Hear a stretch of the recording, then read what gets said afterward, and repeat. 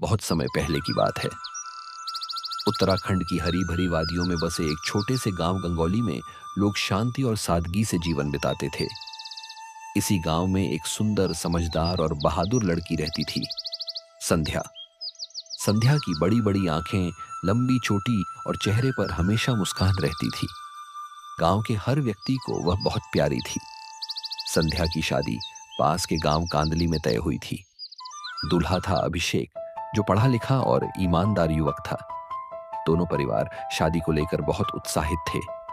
गांव भर में तैयारियां हो रही थी। घरों में पकवान बन रहे थे, सड़कों पर रंगोली और सजावट हो रही थी। लेकिन संध्या के मन में एक अजीब सी बेचैनी थी। उसे बार बार ऐसा लगता था कि कोई उसे देख रहा है, कोई उसकी शादी रोकना चाहता है।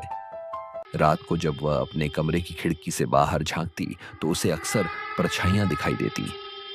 आखिरकार शादी का दिन आ गया।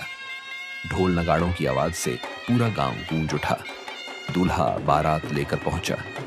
संध्या ने लाल रंग की दुल्हन वाली साड़ी पहनी हुई थी। माथे पर बड़ी सी बिंदी और हाथों में मेहंदी की गहरी रंगत थी। लेकिन जैसे ही जयमाल की रस्म शुरू होने वाली थी, अचानक से तेज आंधी तूफान आने लगा। मंडप की सजावट गिरने लगी। लोग इधर उधर भागने लगे और उसी दौरान मंडप के पीछे से एक अजनबी औरत सामने आई। काले कपड़े पहने हुए, आंखों में गुस्सा और हाथ में पुरानी तलवार। उस औरत ने जोर से कहा, ये शादी नहीं हो सकती। संध्या मेरी है, उसका रिश्ता मेरी कसम से बंधा है। सभी लोग हैरान रह गए। संध्या डर से कांपने लगी। गांव के बुजुर्गों ने औरत को पहचान लिया। वह औरत थी सुभद्रा, जो कभी इस गांव की रानी थी, लेकिन 100 साल पहले रहस्यमय तरीके से उसकी मृत्यु हो गई थी। लोग कहते थे कि उसकी आत्मा आज भी वादियों में भटकती है। संध्या की दादी ने सबको बताया कि संध्या जन्म से साधारण लड़की नहीं है। दरअसल वह सुभद्रा रानी की पुनर्जन्मी संतान है। इसलिए सुभद्रा की आत्मा उसे अपने पास चाहती है।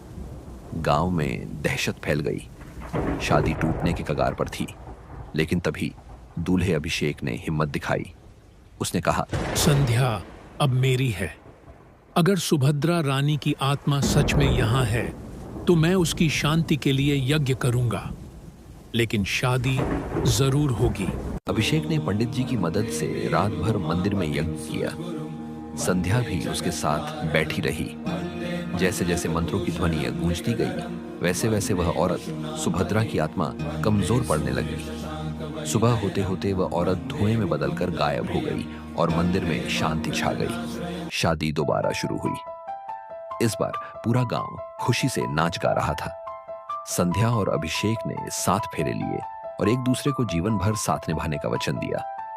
उस दिन से गांव के लोग मानने लगे कि सच्चे प्यार और साहस से बड़ी कोई ताकत नहीं होती।